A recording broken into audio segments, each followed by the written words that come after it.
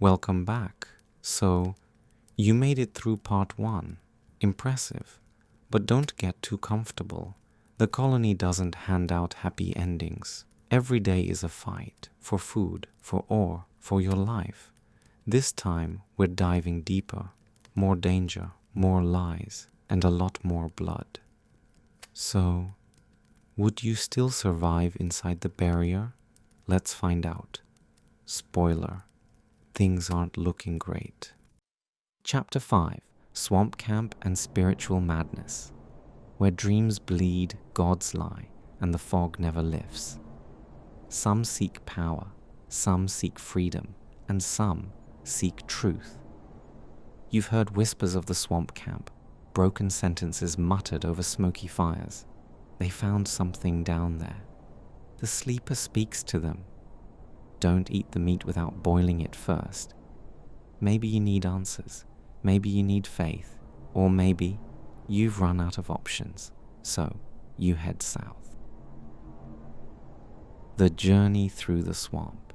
At first there's a trail, then a path, then nothing but wet silence. The air grows heavy. The light dies. You wade through green water and moss-slick stones. Insects buzz in the gloom, and behind them whispers. Maybe it's the wind, maybe it isn't. And then through the mist, torches, tents, shrouded figures. You've found the sect camp, and it's watching you.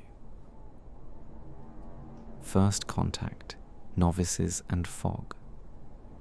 A novice steps forward. His smile is wide, too wide, like someone who forgot what fear feels like. Welcome, brother, he says softly. The sleeper has dreamed you into being. You ask about food. He offers swamp weed and a bowl of something red. You eat, you sleep, and when you wake, your thoughts feel wrapped in cloth. The camp structure. This isn't like the old camp. No guards, no mercenaries, only robes. 3 kinds of them. Novices, obedient, loyal, half asleep. Templars, warriors who swear they hear the sleeper's voice. Gurus, the dangerous ones. The camp moves like one organism, pulsing to the will of its leaders. At its head stands Iberian, calm words, absolute authority, and eyes shimmering with the madness of belief. And then there's Korkalom, a guru with the hands of a scientist. He doesn't worship the sleeper, he studies him. We are preparing for the awakening, he says one evening. When the sleeper rises, the world will change. You ask what that means. Callum smiles.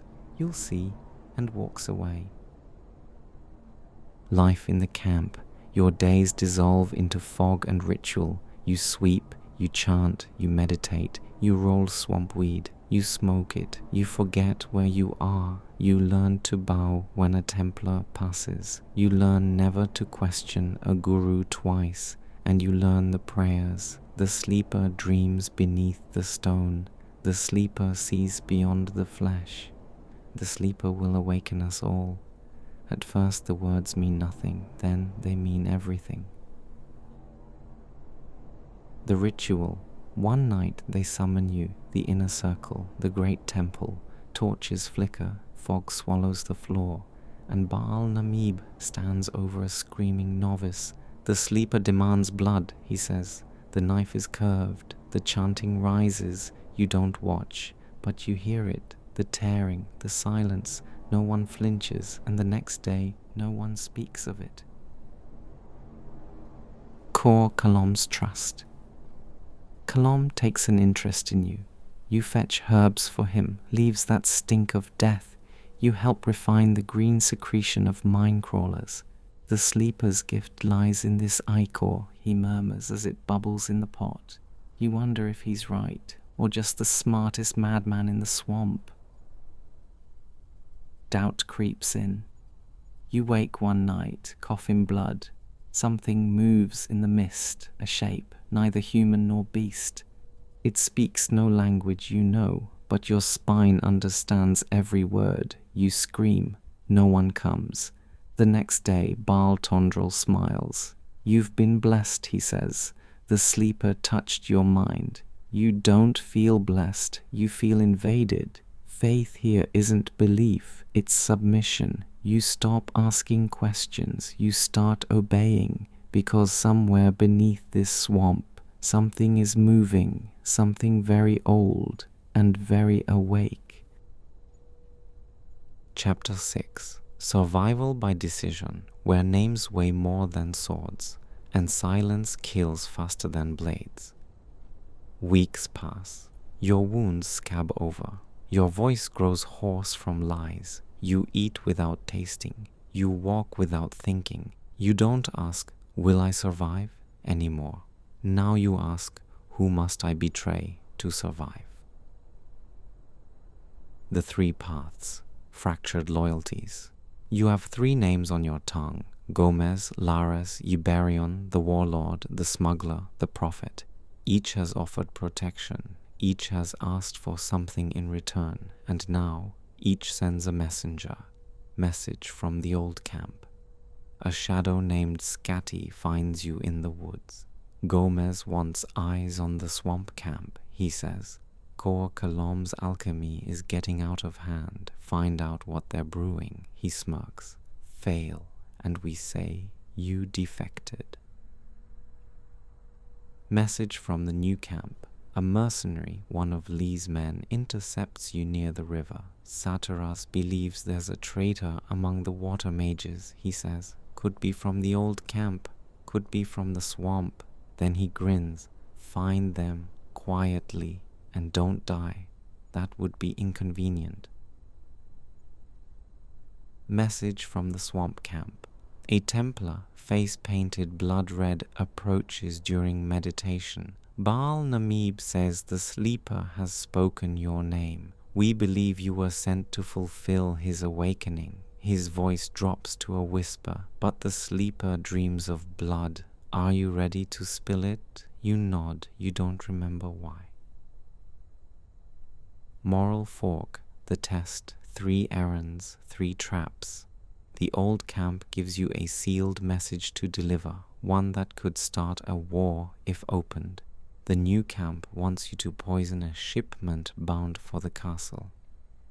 The swamp camp asks you to lure a novice into the woods for communion. You stand at the edge of the swamp, a parchment in one pocket, poison in the other, and behind you, a boy smiling. Baal Namib said I'd be chosen, he says. Is it time? You say nothing. The fog presses close. You choose, and consequences begin. There is no right answer, only survival. You deliver the letter, but alter it first. You pour out the poison, but claim success. You send the novice away, but report his sacrifice. Lies stack like ore in a chest, heavy, precious, dangerous. Reputation grows, so does the risk. They begin to trust you, not all of them, but enough. You're now the useful one, the one who walks between camps, the one no one notices, until it's too late. You carry secrets, and secrets are always hungry. Training montage, survival through skill. You've learned how to swing a sword without breaking your wrist, how to backstab with just enough force, how to brew a healing potion that doesn't kill you. You've seen magic up close, fireballs that melt trees, ice spells that stop hearts mid-beat. You've been offered training, you've refused most of it, because trust leads to obligation, and obligation kills. But one thing, you've learned it well: never be noticed until you strike. A warning.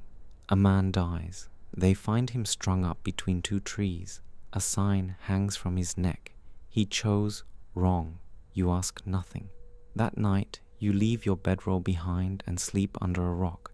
You've stopped thinking in days. Now you think in names, faces, risk. There is no food. There is no friendship. There is only choice. And what it will cost. You're still alive. But the barrier is closing in, and you can feel it breathing. Chapter 7. Death comes in the night, where footsteps echo too long. and breath becomes a question. No one told you nights here are different. It's not just the dark, it's the way the shadows move, the way the trees lean in, like eavesdropping guards, the way your name doesn't feel like yours when it's whispered in the fog. You've survived for weeks, but survival is a candle, and tonight, the wind howls. The signs. It starts small, animals fleeing the valley, a pack of scavengers sprinting from something deep in the forest. Templars begin sleeping in groups, mercenaries double their watches. The water mages lock their doors, whispering in tones you're not meant to hear. You hear rumors, orc scouts spotted near the pass, a patrol that didn't return, only their blood did. Something is coming, no one knows what. Everyone pretends they do. Then it happens. Midnight, the wind stops, no sound, then screaming from the old camp. You run toward the torches, but you're too late. The gate is ajar. One guard hangs half-skinned, another has no head, just armor filled with gore, and then you hear a voice, your own, whispering, "This wasn't orcs." Panic in the ranks. The camp devours itself. Thoris drags 5 butlers into the courtyard, accuses them of sabotage. They vanish. Bloodwind blames the new camp. Lares denies it with a drawn blade. Corcallum claims the sleeper warned them. You suggest maybe something from outside got in. They laugh, then they stop laughing because they remember nothing is supposed to get in. You're tasked. Saturas summons you. His face is pale, eyes tired. "We need to know what happened," he says. "Go to the pass, bring back proof." You ask, "Alone?" He nods. "We can't risk attention." Of course. You pack a blade, 3 potions, 1 prayer, and head into the mountains. The pass, ruins and bones. You find them, the patrol or what's left of them. One body clawed open, spine snapped like driftwood. Another missing its chest entirely. You spot an arrow, orcish, but the wounds wrong, messy, like something that can't decide how to kill. And then you see the tracks, enormous, wrong, 2 legs, then 4, then none. The trees are dying here. You leave, you don't run, but you want to. Return, but something's wrong. Back at camp, silence, too much silence. You find Cypher dead, smiling, head twisted backwards. In his hand, a note. It's awake. You don't know who wrote it. You don't ask. You just start packing. A message in the dark. Lares finds you. "The ring of water needs you," he says. "Now." He pulls you aside. Something is manipulating the camps, pushing them to war. It's not Gomez. It's not the sleeper. It's something older. You ask, "What?" He doesn't answer. He just hands you a dagger dripping poison. You'll know what to do. The choice. You return to your tent, but someone's waiting. A Templar, hood down. "You've seen it," he says. "The truth behind the fog." You nod. He steps closer. "Then we are both already dead." He lunges. Fight, panic, blood. It's fast, ugly, no rules. You stab, he screams. You scream louder. He claws your side open before you ram the poisoned dagger into his ribs. He dies whispering something in the sleeper's tongue. You collapse, bleeding, laughing. You survived. Again, you always do. You burn the body. You clean the blood. You tell no one. But that night, you dream. A voice calls your name from beneath the soil. It isn't the sleeper, it's something else, and it wants you closer, and in your dream, you take a step forward. Chapter 8. Would you survive? Where endings burn, and only ashes choose truth. You're not a butler anymore, not a novice, not even a shadow. You are a problem. Too many camps know your name. Too many secrets ride in your blood. You've walked a line this long, but now the line breaks. The camps prepare for war. The old camp blames the swamp camp for poisoning the ore supply. The new camp cuts ties with both. They say they'll leave on their own terms. The water mages send runners into the mountains. None return. The Templars whisper that the sleeper is angry, and they start sharpening their blades. Even the scavengers go quiet, and then the sky flickers. You see it. Once, just once, the barrier shudders. Something has changed. You are summoned. Saturas calls you to the circle. Uberian summons you to the heart of the swamp. Thoros sends a runner with a sealed letter and a bloody coin. They all want the same thing. Choose. Gomez offers power and steel. Lares offers freedom and rebellion. Kor Kalom offers prophecy and pain. That night you stare into the flames and remember when all you wanted was food. The final task.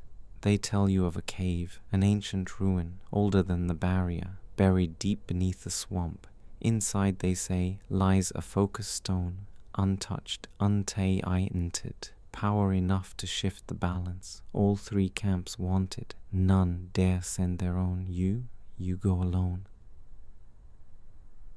The descent, the cave, breathes. The stone drips blood and oil. Runes flicker on the walls. In a language not meant for man, you descend, you fight a shadow beast. You win, but you lose part of your hearing. Your torch goes out, you light another, and it's standing there. Not man, not beast, not real. The sleeper's servant. It doesn't speak. It simply shows you everything, the truth. The barrier was never for prisoners. It was containment, a cage, and now they are waking it. Escape or embrace. You run, the cave trembles, you make it out, barely. In your hands, the focus stone, crackling, calling. You have choices. Give it to Saturas, help the mages break the barrier. Bring it to Gomez, rule through blood and steel. Hand it to Kor Kalom, and awaken the sleeper. Throw it into the sea, and vanish into the trees. Each choice ends a path, each burns a bridge. You choose. Let's say you give it to Saturas. Let's say the ritual begins. You stand at the circle, watching light tear the sky. And let's say the barrier shatters. Not upward, not outward, but inward. The energy collapses. The sky folds. The sleeper stirs. And every man within 500 steps begins to scream. You included. The final moment fire rains in reverse, or explodes into dust. The jungle burns without flame. You see Lairs die, smirking. You see Thoros vanish mid-swing. You see Kor Kalom kneel, arms wide, laughing, and you close your eyes and feel the weight of the world pierce your chest. You lasted longer than most. You played the camps. You learned the names. You held your breath longer than anyone expected. But in the end, this was never about you. It was about what sleeps beneath and what happens when we wake it. Final verdict. Would you survive? Yes, until it mattered. No, when it counted. The colony doesn't let you win. It only lets you postpone. So, would you survive inside the barrier? Maybe, but not for long. Farewell. Dear traveler, the fire is out. The night is long, and somewhere out there, the sleeper dreams of you.